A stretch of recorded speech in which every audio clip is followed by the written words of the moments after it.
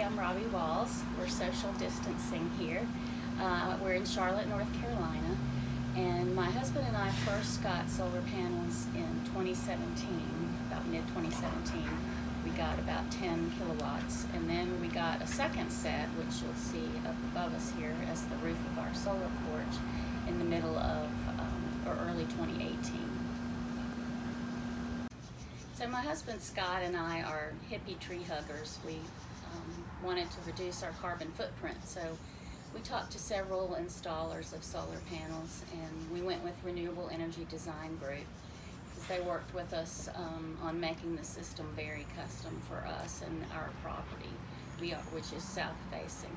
So we are generating about half of our electricity right now and are very happy about that. It probably would be more if it weren't for the rain that we're having, and also we have a pool, and I tend to run the pool pump all the time in the summer, which a lot of people don't, but I do because I can better afford it now with my solar panels. So the system is 17.9 kilowatts, and we have 20 solar panels on the garage roof.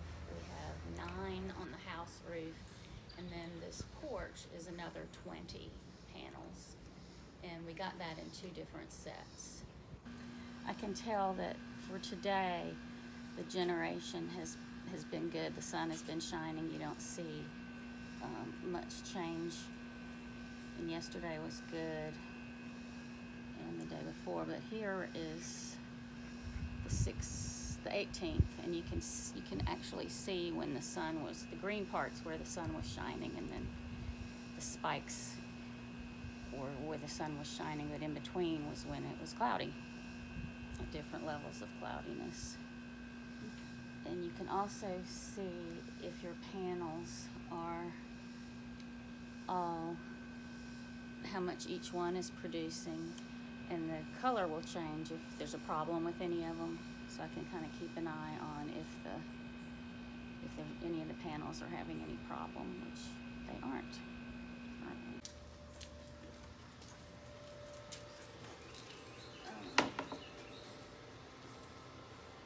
So these are the inverters, which basically convert the power that is produced in direct current into alternating current, which is in the U.S. what our houses are made to use is alternating current. And they have shut-off switches to prevent a fire, or if anything were to go wrong, firemen could pull that, or anything to shut the solar panels down. And this is our bidirectional meter, and that means that when the panels are producing power, they send it to the grid, and when we're using more than that's generating, it pulls power from the grid to our house. So our bill always reflects that. This is the second electric car that we've had, a Chevy Bolt, and the plug for it is right here, very convenient. We had a Nissan Leaf first, and it was limited to 100 miles of range. This car has 256 miles of range. It's got really good regeneration through the brakes as well, so you can often get more than that when you're driving, because it regenerates anytime you brake. And we drove this car in June to Oak Island, North Carolina, about 3 hours away, and made it on one charge, which was very exciting. It's a game changer to have that much power. I don't even have range anxiety at all. I seldom think about it because it's just not an issue with this many miles. So I'm sure the people with the really great Teslas really don't worry about that. So go electric, you won't regret that. Solar to charge your electric car, even better, right? But you can get an idea of how efficient it is. You can see if the air conditioning or the heat are using a lot of power. This showed more before I charged, so I've charged it fully right now, and it tells me actually that based on my previous driving habits and stuff, it could go 314 miles just driving it as I've been driving it. I could get a max of 370 miles, depending on how I drive and how much air conditioning I use and so forth. And sometimes the air conditioning actually makes it drive further because it cools the battery down. So I would definitely say go solar.